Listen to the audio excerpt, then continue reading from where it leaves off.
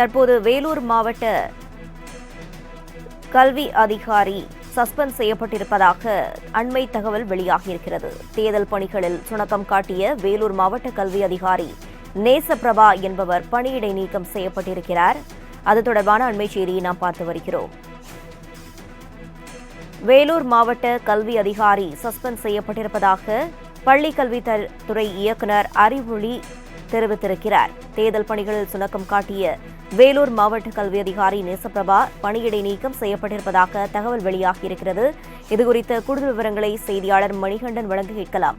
வணக்கம் மணிகண்டன், இந்த வேலூர் மாவட்ட கல்வி அதிகாரி என்ன காரணத்திற்காக சஸ்பெண்ட் செய்யப்பட்டிருக்கிறார்? முழு விவரங்களை பதிவு பண்ணலாம்.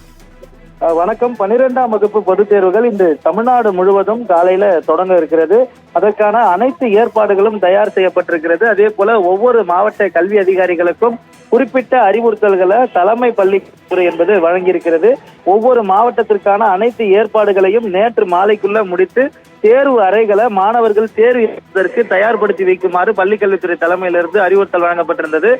மேலும் இந்த குறிப்பிட்ட அறிவுறுத்தல்களை பின்பற்றாத வகையில தேர்வு பணிகள்ல சுணக்கம் காண்பித்ததாக வேலூர்ல இருக்கக்கூடிய டிஓ மாவட்ட கல்வி அதிகாரிய பணியிடை நீக்கம் செய்து பள்ளிக்கல்வித்துறை உத்தரவிட்டிருப்பதாக பள்ளிக்கல்வித்துறை இயக்குநர் அறிவொளி தெரிவித்திருக்கிறார். தேர்வு எழுதுவதற்கு முன்பாகவே முதல் முறையாக தேர்வு பணிகள்ல சுணக்கம் காண்பித்த ஒரு அதிகாரி பணி நீக்கம் செய்யப்பட்டிருப்பது என்பது இதுதான் முதல் முறை எனவும் அவர் தெரிவித்திருக்கிறார். மேலும் எந்த மாவட்டத்துல தேர்வுத்துறை அதிகாரி இது போன்ற சுணக்க பணிகளை மேற்கொண்டாலும் அவர்கள் மீதும் உடனடியாக எந்தவித தயவுதாட்சமின்றி நடவடிக்கை என்பது தொடரும் என பள்ளி கல்வித்துறையின் சார்பில் பள்ளி கல்வித்துறை இயக்குனர் அறிவொளி தகவல் தெரிவித்திருக்கிறார். மேலும் அனைத்து மாவட்ட தேர்வு அதிகாரிகள், அதாவது மாவட்ட கல்வி அதிகாரிகள் தான் இப்போது தேர்வு அதிகாரிகளாக இருப்பார்கள். அவர்களின் பணிகள் குறித்து உடனுக்குடன் அவர்களுக்கான தகவல்களை தெரிவிக்க வேண்டும் என்றும் பள்ளி கல்வித்துறை சார்பில் அனைத்து மாவட்ட கல்வி அதிகாரிகளுக்கும் தகவல் அனுப்பப்பட்டிருக்கிறது.